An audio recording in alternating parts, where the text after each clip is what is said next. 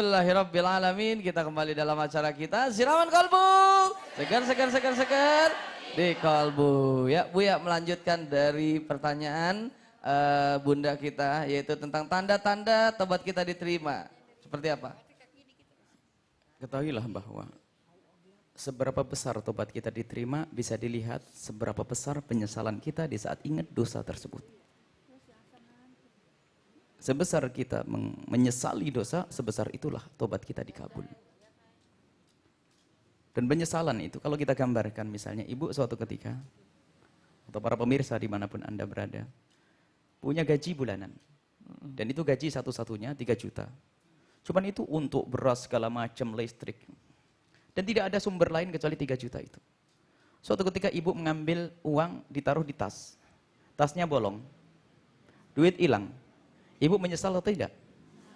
Bisa menangis? Bisa. Kira-kira tas itu besok dipakai lagi tidak? Tidak. Begitulah orang menyesal itu. Dia akan marah-marah dengan sebabnya juga. Ini gara-gara tas, padahal tas nggak salah. Ya. Begitu juga orang melakukan dosa. Ada penyesalan. Dan penyesalan dia sangkut pautnya dengan apa yang menjadikan sebab. Kalau aku menjadi bermaksiat gara-gara teman itu, dia akan menjauh dari teman itu. Kalau dari tempat itu, dari tempat itu. Maka sebesar penyesalan itulah pengkabulan akan diterima oleh Allah Subhanahu wa taala. Kadang tidak pernah menyesal, mesti enggak menyesal bagaimana akan bertobat? Enggak pernah menyesal. Istighfar, maka istighfar tadi. Ada istighfar mulia, akan tapi ketahuilah. Kata Rabi'ah Adawiyah, banyak istighfar yang perlu diistighfari. Istighfarnya orang enggak sadar. Istighfar sambil istighfar dengan penyesalan, menyesali dosa. Ini harus kita hadirkan. Maka perlu kita bangun penyesalan sehingga sampai kalau orang menyesal seperti hilang duitnya, bisa menitikkan air mata. Tanyakan kepada diri sendiri. Pernahkah kita menangis di saat kita ingat mata kita jelalatan? Pernahkah kita menangis di saat kita ingat kalau tadi kita ngomong kasar dengan suami atau dengan istri? Pernahkah kita menangis di saat kita ingat dosa? Kalau tidak menangis, kata Rasulullah, riwayat Sayyidina Umar bin Khattab ada yang mengatakan ini hadis mauquf, kalau engkau belum bisa menangis, maka menangislah. Menangis. Dan tangis yang paling hebat, tangis di saat sendiri di kamarmu yang sepi itu. Bukan tangis di depan orang. Kalau orang menangis di depan orang, bukan dilarang. Akan tapi tanda ketulusan sebuah tangis adalah di saat ia bisa menangis sendirian. Fa'udhat 'ainah. Matanya mengucur di saat sendirian memohon ampun kepada Allah, mengingat segala dosa-dosanya. Dan kalau belum bisa menangis, menangislah engkau. Kalau belum bisa menangis, berusahalah untuk menangis.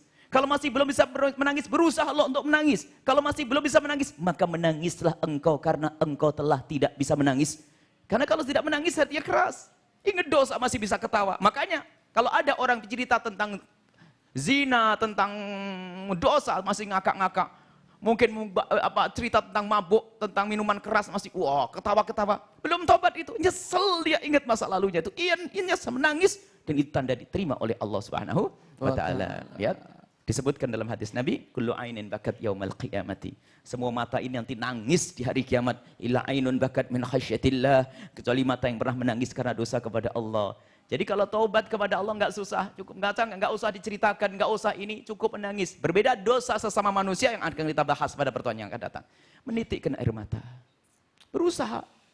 Kalaupun tidak bisa menangis-nangiskan diri. Menangiskan diri berusaha agar terenyuh hati kita. Itulah tanda taubat. Kemudian istiqomah. Mungkin kepleset lagi, tapi dia menyesal. Mungkin kepleset lagi, menyesal. Dan penyesalan itu bukan di lidah.